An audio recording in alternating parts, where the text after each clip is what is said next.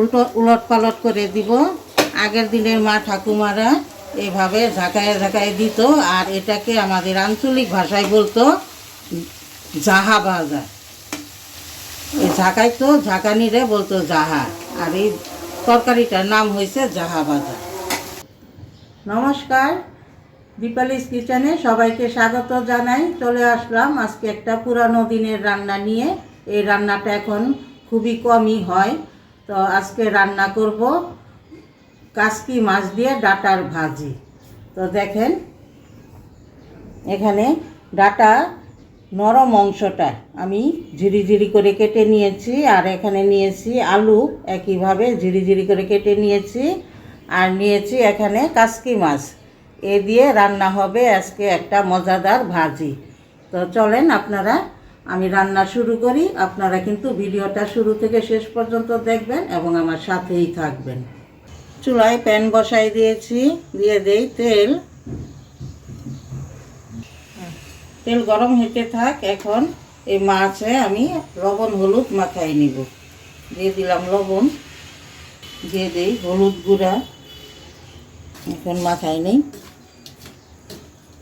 তেল গরম হয়ে গেছে, এখন মাছগুলো ভেজে নিব।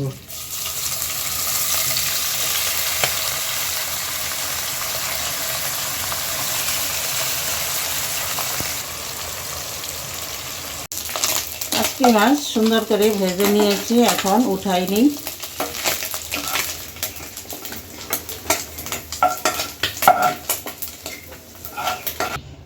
এখন একটা বাটিতে কেটে নেওয়া ডাটা,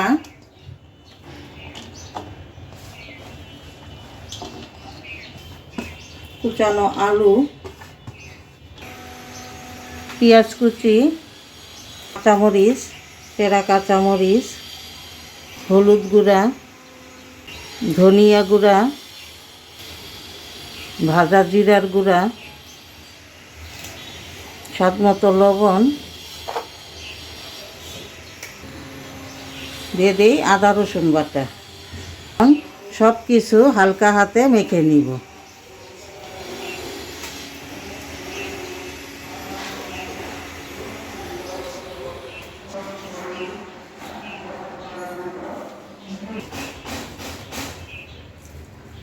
ওই মাছ ভাজার তেলেই দিয়ে দেই একটু আস্ত জিরা ফোড়ন আর একটা তেজপাতা।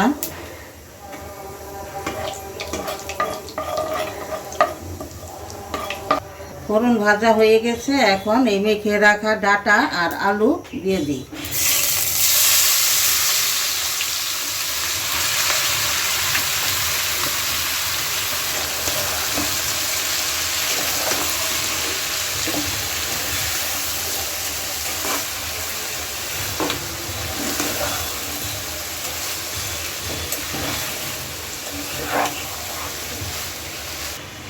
এখন একটু ঢেকে দেই।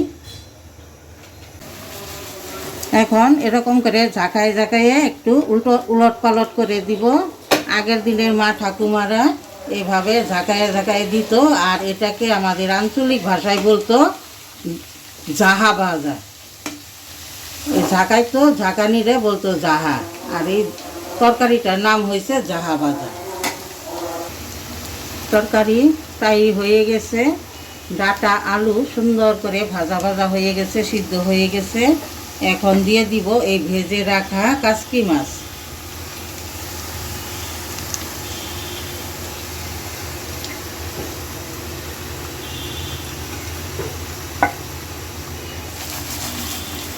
এখন আবার একটু উলট পালট করে দেই।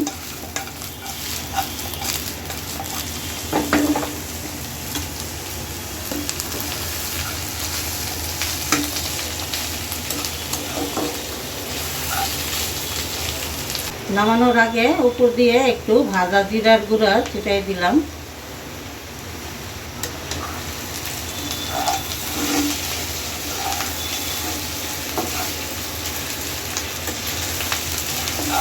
হয়ে গেছে, এখন চুলা থেকে নামাই নিই।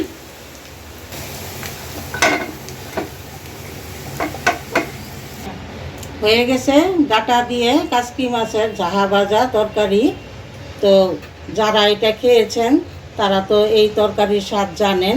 তারা অবশ্যই কমেন্টস করে বলবেন কে কে খেয়েছেন। আর যারা খান নাই তারা একবার হলেও এই সময়টায় এই রান্নাটা করে খেয়ে দেখবেন।